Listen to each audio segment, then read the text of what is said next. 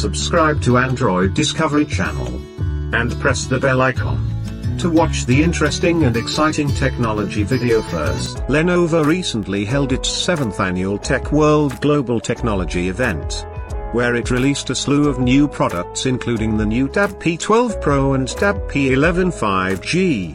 Lenovo also launched a new wireless headset, the Lenovo Smart Wireless Earbuds.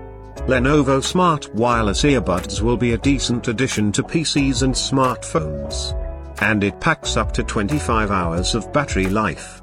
In addition to it being well priced among its competitors, it is noted that Lenovo is debuting in the smart wireless headset segment of the accessories market, and it hopes to make a strong impression with its pioneer smart wireless earbuds.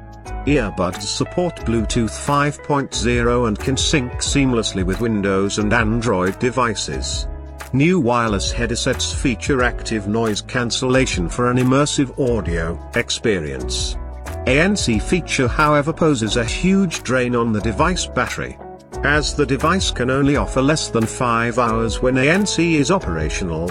Charging case offers up to 25 hours of audio activity on a full charge, while the headset offers USB-C charging, as well as Qi wireless charging.